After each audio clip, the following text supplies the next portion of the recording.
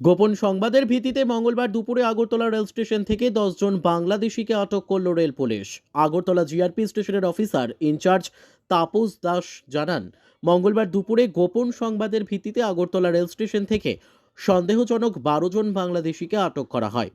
তাদের মধ্যে 2 জন শিশু রয়েছে। তাদেরকে আটক করার পর জানা যায় 2 জন ভারতীয় নাগরিক। তারা হলো সরোজ শাহ ও রবিউল শেখ। তাদের মধ্যে একজনের বাড়ি পশ্চিমবঙ্গে, অপরজনের বাড়ি গুজরাটে।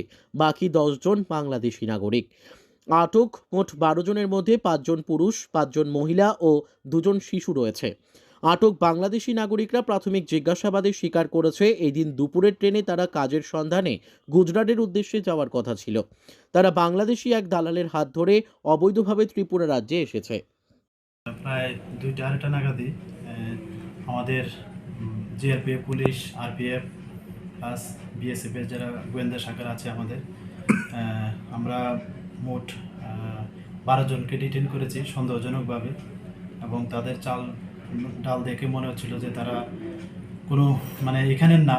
তো আমরা জিজ্ঞাসাবাদ করে জানতে পারি তো তারা বাংলাদেশের। এর মধ্যে 2 জন ইন্ডিয়ান বলে পরিচয় পাওয়া যায়, যার একজন নাম হলো সুরজ সাউ আর একজন হলো রবিউল শেখ। একজন আসানসোলের বাড়ি আর আরেকজন গুজরাট।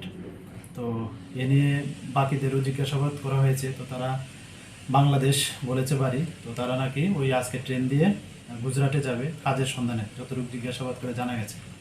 তো এ নিয়ে আমরা একটা মামলা নিয়েছি আমাদের জিআরপি থানাতে। তো আমরা উপযুক্ত আইনি পদ্ধতি যা আছে আমরা সব মেনে কালকে তাদেরকে আগরতলা মহামান্য আদালতে প্রডিউস করব। মোট কতজনরা আটক করা হয়েছে? মোট আছে 12 জন। এর মধ্যে 6 জন মহিলা, 6 জন পুরুষ লোক এবং 2 জন বাচ্চা আছে। তারা কি সকলেই বাংলাদেশি?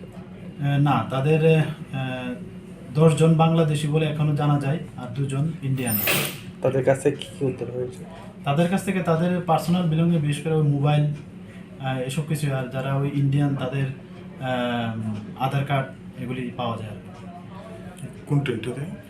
ট্রেন তো তারা স্পেসিফিক বলতে পারে না এখনো, তারা যাবে হয়তো লোকাল ট্রেনে ওইখান থেকে ধর্মনগর বা ধর্মনগর থেকে এরকম, বা আমাদের তো আরও স্পেশাল ট্রেন থাকে ওইটা দিয়ে যাওয়ার হয়তো বা কোনো প্ল্যান ছিল। তো আমরা ওগুলা জিজ্ঞাসাবাদ চালিয়ে যাচ্ছি আর কি।